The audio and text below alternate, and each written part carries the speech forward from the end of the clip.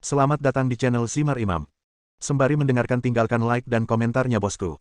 Jangan lupa pasang headset kalian. Siapkan pancing dan umpan.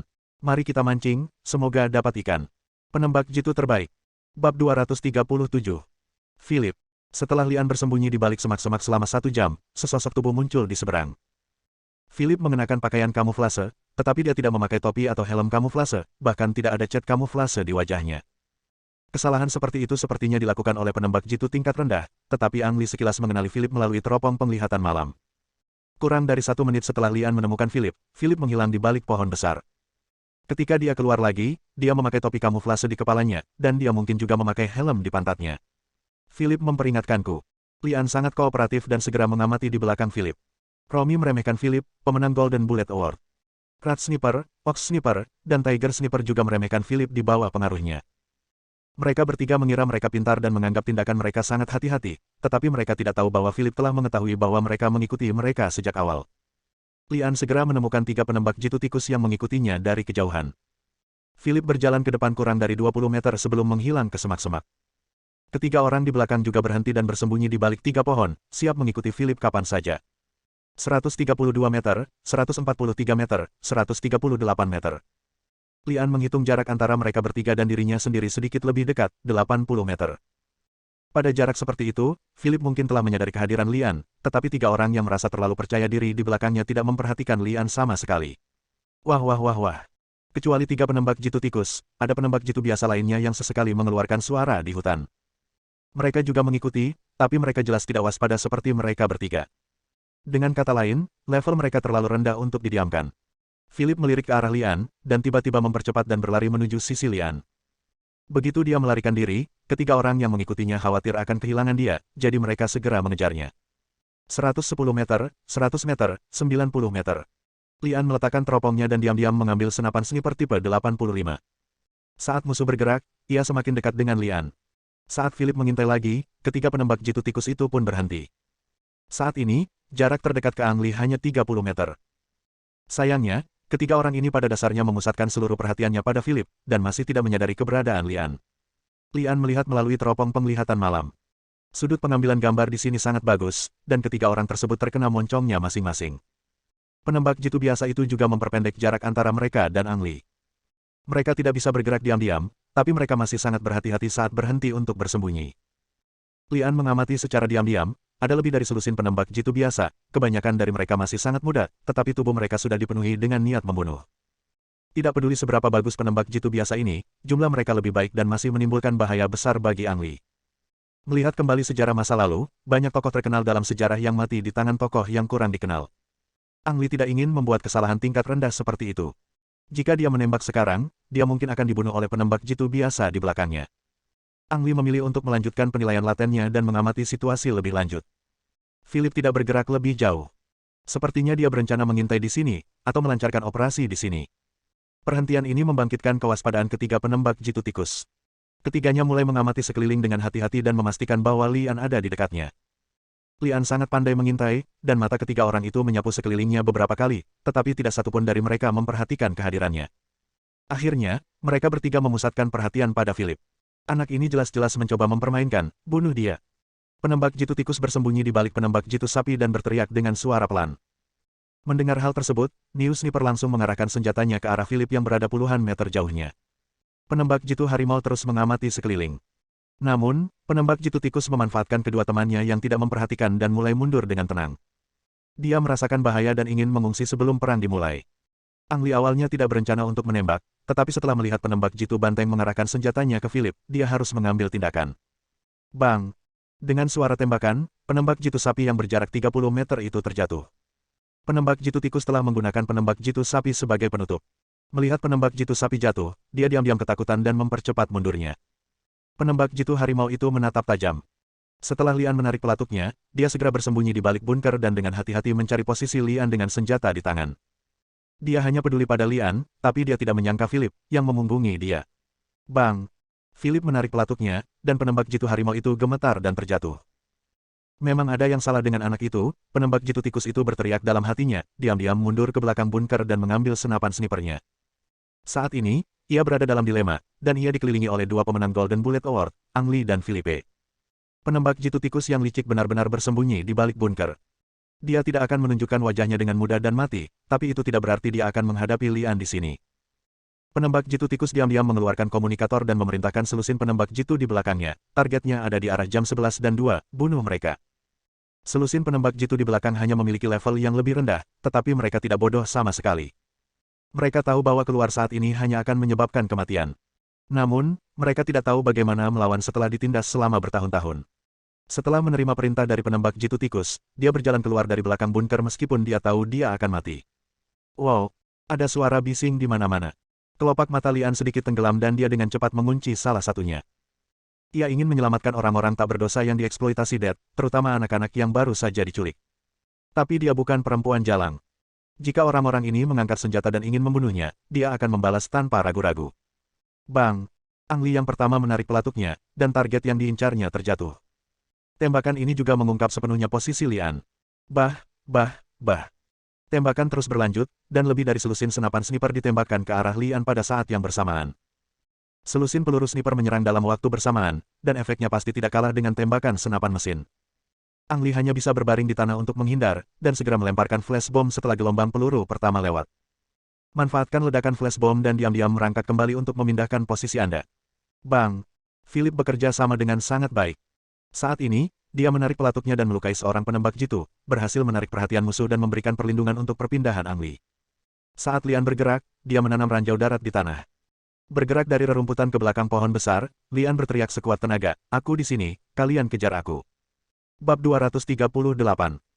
Para penembak jitu ini tidak pernah mengenyam pendidikan formal, jadi wajar saja mereka tidak dapat memahami apa yang dikatakan Lian. Setelah mendengar teriakan Lian, mereka secara naluriah menembak ke arah Lian. Beberapa dari mereka bahkan mengejarnya, berusaha mencari sudut tembak yang bagus. Boom! Seorang penembak jitu secara tidak sengaja menginjak ranjau darat yang ditanam oleh Ang Li dan terlempar ke langit. Memanfaatkan guntur, Lian Cai menjulurkan senjatanya dari balik pohon, dengan cepat mengunci salah satu dari mereka dan menarik pelatuknya. Ketika targetnya berhasil dihentikan, Ang Li segera mengeluarkan bom asap dan melemparkannya keluar, memanfaatkan penutup asap untuk berpindah posisinya. Penembak jitu tikus diam-diam mengamati, awalnya mencari kesempatan untuk membunuh Lian dan Philip. Saat pertempuran berlangsung, Rat Sniper tiba-tiba menyadari bahwa jika dia terus tinggal, dia mungkin akan terbunuh seperti yang lain, jadi dia segera mengungsi sementara para penembak jitu masih mampu menahan Ang Li dan Philip. Baik instruktur Mali, yang bersembunyi di kegelapan, maupun Su Xiaomei dan Wu Jinseng, yang mengikuti, tidak datang membantu. Terutama Su Xiaomei, dia tidak akan pernah mengungkapkan identitasnya kecuali benar-benar diperlukan. Ada lebih dari selusin penembak jitu dengan usia rata-rata kurang dari 15 tahun, dan kemampuan menembak mereka sangat terbatas. Di hadapan dua pemenang Golden Bullet Award, mereka seperti dikirim ke pintu untuk memberi makan senjatanya. Pertempuran itu berlangsung kurang dari 3 menit, dan lebih dari separuh penembak jitu ini terbunuh, dan sisanya bersembunyi lagi dan tidak berani menunjukkan wajah mereka. Ang Li dan Philip tidak bermaksud untuk memusnahkan orang-orang ini. Setelah pertempuran berlangsung sampai batas tertentu, mereka mengambil inisiatif untuk mundur. "Philip!" teriak Lian pelan. Philip juga sangat senang bisa bertemu lagi, tapi di saat yang sama dia bertanya dengan cemas, "Liang, bagaimana kabar Natasha?" "Jangan khawatir, Natasha baik-baik saja. Dia akan menjadi lebih baik selama dia beristirahat sebentar," kata Lian selembut mungkin. Philip menghela napas lega, tapi berkata sambil meringis, "Menurutku Natasha akan membenciku kali ini." Akankah Natasha membenci Philip? Saudari Li pasti menyimpan dendam. Siapa yang meminta Philip melukai mutiara di tangannya? Diperkirakan Philip harus melalui beberapa kesulitan jika ingin menikahi Natasha di masa depan. "Philip, apakah kamu menemukan sesuatu?" Lian meluangkan waktu untuk bertanya. Philip berkata dengan wajah serius, "Menghancurkan sekolah penembak jitu hanyalah permulaan. Dead akan menyatakan perang terhadap seluruh dunia. Selain itu, ada satu hal yang kita semua salah." "Ada apa?" tanya Lian. Philip menjawab, "Kami semua salah mengira Dead adalah penembak jitu dan dia akan menyelesaikan masalah dengan cara penembak jitu." "Bukan." Lian sedikit penasaran. Jika tidak, mengapa Dead menghabiskan lebih dari 10 tahun membangun dan melatih pasukan penembak jitunya sendiri? Philip menggelengkan kepalanya dengan wajah berat dan berkata, "Pasukan penembak jitu yang besar memang sangat membantu Dead, tapi jika dia ingin mengubah atau mengancam dunia, penembak jitu saja tidak cukup."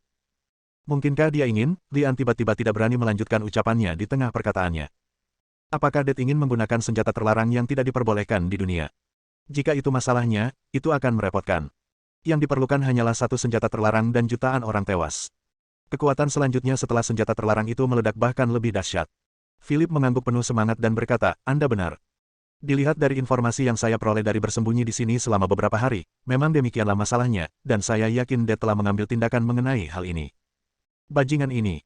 Lian mengutuk, mengambil senapan snipernya dan berkata, ayo kita bunuh dia sekarang. Di mana kamu akan membunuhnya? Philip berhenti bertanya. Kemana kamu pergi? Apakah kamu perlu bertanya? Tentu saja ke markas penembak jitu Dad. Philip menggelengkan kepalanya dan berkata, saya baru saja mengatakan, Dad sudah mengambil tindakan mengenai hal ini, dia tidak ada di sini sama sekali. Tidak di sini, apakah itu berarti semua pekerjaan itu sia-sia? Lian sedikit terkejut, merasa sangat tertekan, dan bertanya, lalu di mana dia? Philip menggelengkan kepalanya pahit dan tersenyum, Dad sama sekali tidak mempercayai saya. Saya tidak tahu di mana dia sekarang, tapi saya pikir seseorang akan mengetahui keberadaannya. Siapa? Lian bertanya. Romy, jawab Philip, dan menjelaskan kepada Ang Li identitas dan status Romy di samping Dad. Setelah mendengar ini, Lian berkata, baiklah. Ayo kita tangkap orang bernama Romy ini sekarang dan paksa dia untuk memberitahu keberadaan Dad. Philip tersenyum pahit lagi. Tangkap Romy hidup-hidup. Tidak ada yang semudah itu. Secara relatif, seharusnya lebih mudah untuk menembak Romy. Selain itu, Romy masih memiliki ratusan penembak jitu. Pertempuran ini sulit untuk dilawan. Lian adalah orang yang berani mengatasi kesulitan. Dia tahu bahwa pertempuran ini sulit untuk dilawan, tetapi dia tidak mundur sama sekali. Kakak tidak baik. Rat Sniper berlari dengan tergesa-gesa, memanggil Romy, kakak, karena kebiasaan. Romy sudah mendengar suara tembakan di kejauhan, menebaknya, dan mengenakan pakaian kamuflase. Targetnya masih hidup. Romy bertanya dengan agak tidak senang. Penembak jitu tikus mengangguk dan berkata, targetnya tidak hanya hidup, tetapi dua bersaudara, penembak jitu sapi dan penembak jitu harimau, juga telah terbunuh, serta penembak jitu yang telah kami latih dengan susah payah. Diperkirakan mereka semuanya sudah selesai sekarang. Luomi sudah siap secara mental untuk waktu yang lama, tapi dia tidak menyangka keadaan akan menjadi begitu buruk. Dia mencengkeram kera penembak jitu tikus itu dan berteriak, hah? Apa katamu? Bajingan, karena semua orang sudah mati, apakah kamu masih hidup? Apa yang kamu lakukan selama pertarungan? Rat Sniper memutar matanya dan berkata, saudaraku, segala sesuatunya tidak seperti yang kamu pikirkan. Aku ingin bertarung sampai mati dengan orang-orang itu, tapi semua ini disebabkan oleh pengkhianatan mendadak terhadap anak laki-laki itu, Philip. Saudaraku, aku melihat Philip menembak penembak jitu harimau dengan mataku sendiri. Jika bukan karena dua bersaudara New Sniper dan Tiger Sniper yang mati-matian berusaha melindungi saya dan meminta saya kembali untuk melaporkan berita, saya pasti sudah ditembak oleh kedua orang itu. Petik 2. Brengsek. Luomi mengusir penembak jitu tikus itu, meragukan apa yang dikatakan penembak jitu tikus itu. Kumpulkan semua orang dan bawa senjatamu. Aku akan membunuh kedua anak laki-laki itu dengan tanganku sendiri. Ya. Rat Sniper berjuang untuk bangkit dari tanah dan berpikir, Liang, Philip, aku tidak percaya kalian berdua masih hidup jika saudara Luomi secara pribadi mengambil tindakan. Ang Li dan Philip mengambil tindakan. Mereka ingin memasuki markas penembak jitu Dad dan menangkap Romy hidup-hidup. Dalam operasi ini, keduanya tidak akan melewati jalan antara dua rawa tersebut. Pasti akan banyak penyergapan di sana. Keduanya tak berniat membuang waktu berkeliling rawa, melainkan berencana berjalan langsung melewati rawa tersebut. Rawa adalah rawa yang memakan manusia. Kedengarannya agak bodoh membayangkan berjalan langsung melalui rawa. Bab 239. Dari jarak puluhan meter, Lian menembakkan obor di tangan seorang anak kecil, berbalik dan lari. Jurus damage penembak jitu tikus terlihat sangat efektif. Dengan anak-anak yang memegang obor, Lian akan ditemukan dimanapun dia bersembunyi. Sebenarnya ini adalah pendekatan yang bodoh. Itu benar.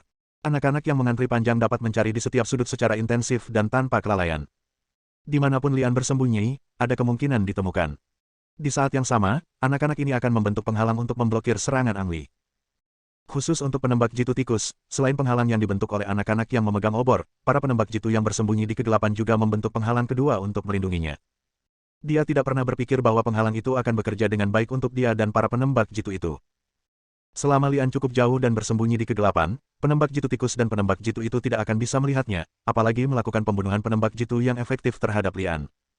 Setelah Ang Li menembak, dia bisa berbalik dan lari tanpa ragu-ragu, lalu mencari tempat untuk berbaring dan menghilang dengan sempurna. Kecuali musuh menghancurkan formasi di depannya, tidak akan ada ancaman bagi Lian. Sebaliknya, Ang Li melepaskan tembakan dari waktu ke waktu, berhasil menarik perhatian musuh, dan memimpin orang-orang ini mengelilingi hutan. Rat Sniper sangat bangga pada awalnya, tetapi kemudian dia mengetahui bahwa dia dipimpin oleh Ang Li dan menjadi gila. Api menari-nari di ruang terbuka, menerangi sebagian besar gudang kayu tidak jauh dari situ. Luomi, yang tidak mengenakan setelan, jili, duduk dalam bayangan yang tidak dapat dijangkau oleh cahaya api, dengan senapan sniper biasa di sampingnya. Senapan sniper ini dilengkapi dengan peredam untuk memastikan Romy tidak mengungkapkan posisinya akibat tembakan setelah menembak. Inilah sebabnya Romi suka menggunakan senapan sniper model ini. Romi duduk dalam bayangan di bawah gubuk, mata sedikit tertutup, berkonsentrasi pada suara tembakan yang datang dari kejauhan, dan menggunakan ini untuk menyimpulkan bagaimana rencana penembak jitu tikus itu dilaksanakan. Dia awalnya ingin memimpin tim secara pribadi untuk membunuh Lian dan Philip, tetapi kemudian dia diyakinkan oleh penembak jitu tikus. Hingga saat ini, dia belum menyadari betapa bodohnya hal tersebut, dan masih menunggu kabar baik dari penembak jitu tikus tersebut. Wow! Suara lembut menusuk kulit Romi seperti anak panah yang tajam, menggugah saraf sensitif di tubuhnya. Suaranya terdengar seperti angin sepoi-sepoi yang bertiup melalui dedaunan. Tapi seluruh tubuh Luomi mulai bergerak. Sebelum matanya terbuka, tubuhnya terjatuh ke belakang. Di saat yang sama, dia mengulurkan tangan kanannya untuk mengambil senapan sniper di sebelahnya, dan mendorong tubuhnya mundur lebih dalam ke dalam kegelapan. Saat itulah Luomi membuka matanya dan dengan tenang mengamati sekelilingnya. Ada api yang menyala di banyak ruang terbuka di pangkalan. Api semakin mengecil karena lama tidak ada yang menambahkan kayu bakar, namun masih cukup memberikan penerangan bagi Romi. Dia adalah penembak jitu ulung dan tahu di mana cara termudah untuk menyembunyikan orang. Pada saat yang sama, dia juga menjabat sebagai kepala instruktur markas penembak jitu Det, dan dia mengetahui setiap sudut markas dengan sangat baik. Bahkan perubahan sekecil apapun di tempat manapun tidak dapat luput dari pandangannya. Romi segera mengetahui situasinya. Pada pukul 1, api yang berjarak 100 meter pada dasarnya telah padam, hanya percikan api lemah yang berkedip-kedip, membuat area itu lebih gelap dibandingkan tempat lain. Secara relatif, ini adalah tempat termudah untuk menyembunyikan orang. Romi sangat terkejut, lokasinya ada di belakang base. Romi tidak terlalu memikirkan masalah ini untuk saat ini.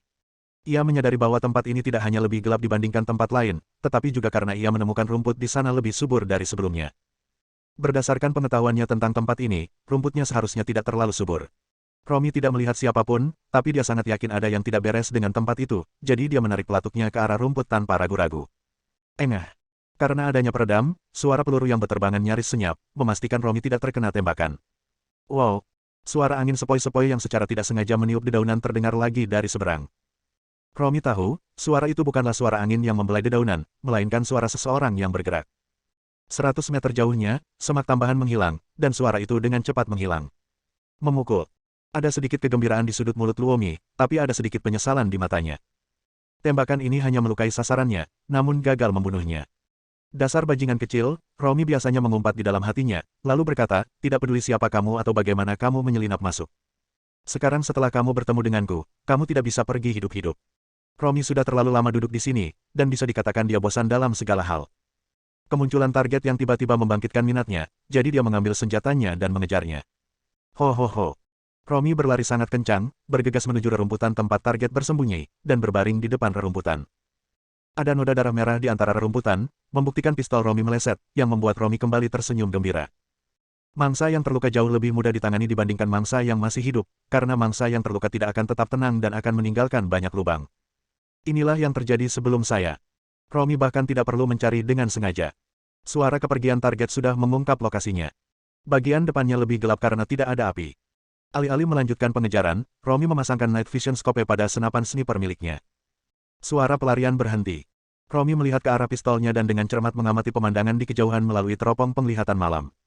Rerumputan, tumpukan batu, dan di balik pepohonan adalah tempat orang bersembunyi. Menemukannya. Mata Romi sedikit berbinar, dan dia menemukan sasarannya. Ada beberapa benda mewah di pohon berpinggang tebal yang berjarak 80 meter, yang merupakan penyamaran untuk pakaian, jili. Jika seseorang memakai setelan, jili, tubuhnya akan jauh lebih besar, dan pohon berpinggang tebal tidak akan mampu menghalanginya sepenuhnya. Selain setelan, jili, salah satu sudut helmnya terlihat setinggi satu orang, yang semakin menegaskan bahwa ada seseorang yang bersembunyi di balik pohon. Calon. Romi mengumpat dalam hati, dan dengan tenang mengganti magazinnya dengan peluru yang menembus armor, lalu mengarahkannya ke posisi helm yang terbuka dan perlahan menarik pelatuknya. Engah. Peluru itu terbang keluar dengan sedikit suara, dan helm di sisi berlawanannya jatuh dengan setelan, jili. Selesai. Romi merasa senang, bangkit dan berjalan mendekat.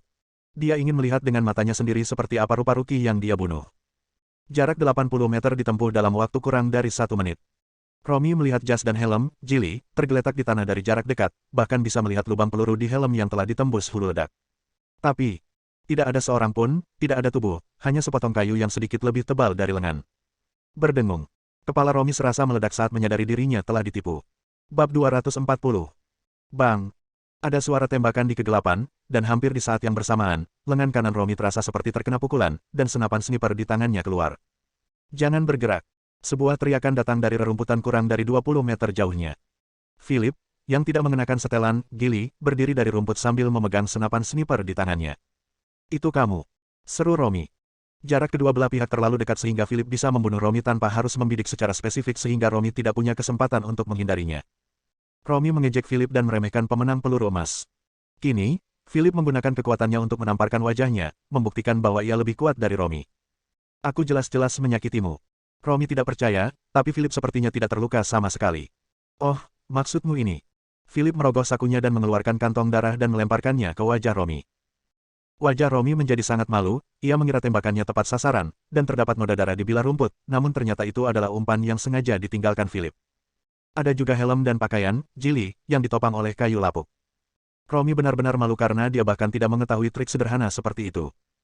Terkadang, melawan seorang master, semakin sederhana triknya, semakin praktis efeknya.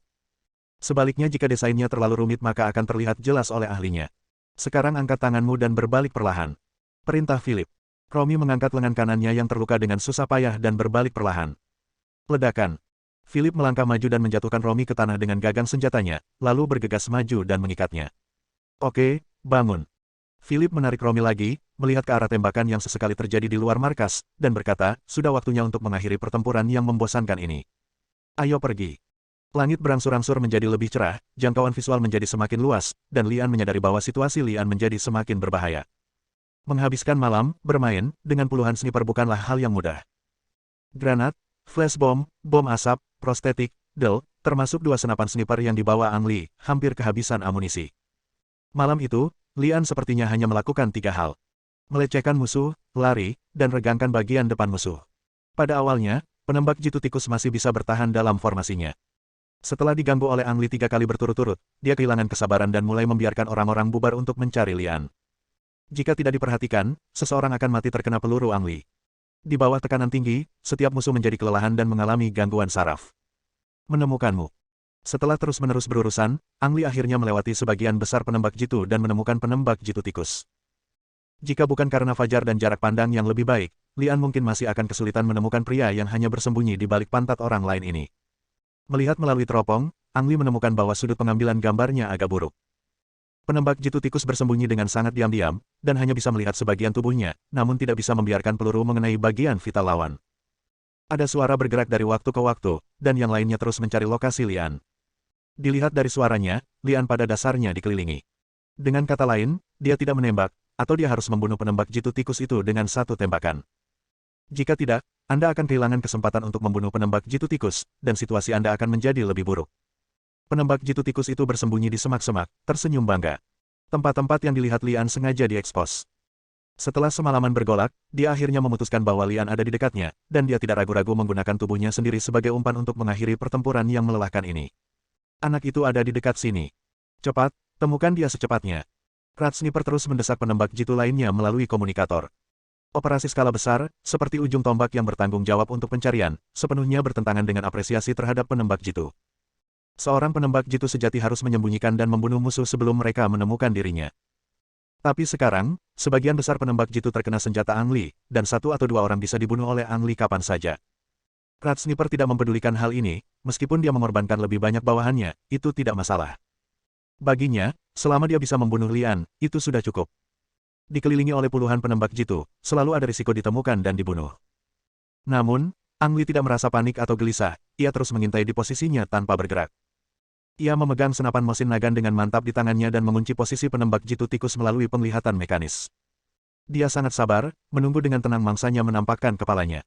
Selama mangsanya menunjukkan kepalanya, dia yakin mangsanya akan dibunuh dengan 1 tembakan. Lian tidak membenci penembak jitu tikus itu, tapi apa yang dilakukan orang ini sangat menjijikkan hingga Lian ingin membunuhnya. Untuk mengambil langkah mundur, setelah malam pengintaian, Lian memutuskan bahwa penembak jitu tikus adalah komandan yang lain.